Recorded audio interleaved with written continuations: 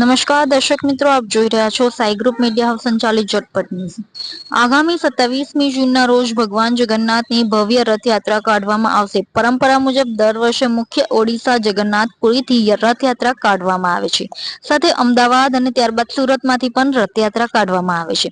સુરતમાં ઇસ્કોન મંદિર ખાતેથી મુખ્ય રથયાત્રા સુરતમાં કાઢવામાં આવે છે, જે સુરતના રેલવે સ્ટેશન ખાતેથી બપોરે પહિંદ વિધિ કર્યા બાદ સુરતના અલગ અલગ વિસ્તારોમાંથી રથયાત્રા પસાર કરી સાંજે નિજ મંદિરમાં રથયાત્રા પરત ફરે છે।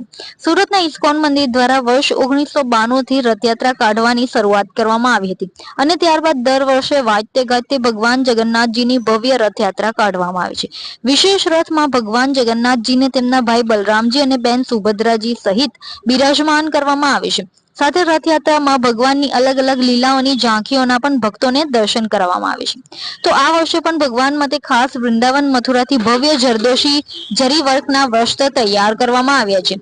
આ અદ્ભુત અને અલૌકિક વસ્ત્ર પહેરી ભગવાન જગન્નાથજી રથમાં બિરાજમાન થઈ ભક્તોને દર્શન આપવા નીકળશે। ત્યારે આવો જાણીએ આ બાબતે ઇસ્કોન મંદિરના પૂજારી શું કહે છે। રથયાત્રાને હવે ગણતરીના દિવસો બાકી રહ્યા છે, ત્યારે અમદાવાદ શહેર સહિત સુરતમાં પણ ભગવાન જગન્નાથજીની ભવ્ય રથયાત્રા કાઢવામાં આવે છે। તો સુરત શહેરમાં ઇસ્કોન મંદિર દ્વારા રથયાત્રા કાઢવામાં આવે છે। આ વર્ષે ભગવાન જગન્નાથજીની રથયાત્રામાં કયા પ્રકારનું આયોજન કરવામાં આવેલું છે અને કઈ વિશેષતાઓ સાથે ભગવાન જગન્નાથજીની રથયાત્રા કાઢવામાં આવશે તે બાબતે આપણે મંદિરના પૂજારી પાસેથી જાણીએ। જી આપका भगवान, मेरा नाम निताई चंद्र दास है। इसकन सूरत से बोल रहा हूँ। रथ यात्रा की महत्व है भगवान जगन्नाथ जी का। जो श्री मंदिर में जगन्नाथ जी रहते हैं तो बहुत सारे धर्म के लोग वहाँ दर्शन की मंजूरी नहीं रहता है, सभी लोग आ नहीं पाते हैं। तो भगवान जगन्नाथ दुनिया की राजा है, राजाओं की राजा है और उनके नाम है बरोदराज। वो कोई भी कुछ भी इच्छा रखते हैं मन में और भगवान जगन्नाथ जी का दर्शन करते हैं, वो सभी इच्छा पूरा कर देते हैं। उनका कोई भौतिक इच्छा हो, कुछ ऐश्वर्य काम प्राप्ति का इच्छा हो या मुक्ति की इच्छा हो या भगवान की भक्ति प्राप्ति करने के लिए इच्छा हो, सभी इच्छा पूरा कर देते हैं। क्योंकि वो वर देने में राजा है, उनके लिए कोई चीज अदेय नहीं है, सब कुछ दे सकते हैं।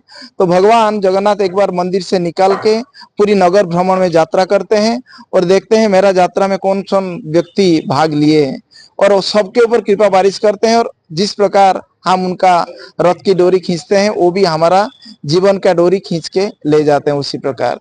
तो भगवान जगन्नाथ सबको ऐश्वर्य भी प्रदान करते हैं, ऐश्वर्य की देवता माना जाता है उनको, और वो भक्ति भी प्रदान करते हैं और अंत में अपने धाम में भी ले जाते हैं। सूरत में इस बार जो रथ यात्रा निकलने वाली है वो कितने बजे निकलेगी, कहाँ से कहाँ तक? ये सूरत रेलवे स्टेशन से 3:30 बजे प्रस्थान होगा और वहां से रिंग रोड होके ये उधना दरवाजा तक आएगा, फिर मौजूरा गेट होके जो सरदार पुल होके फिर अड़ाजन पाटिया और जहांगीरपुरा जो हमारा मुख्य मंदिर है वहाँ विसर्जन होगा। लगभग 9:30 से 10 से यहाँ समापन होगा, रथ यात्रा का विसर्जन होगा।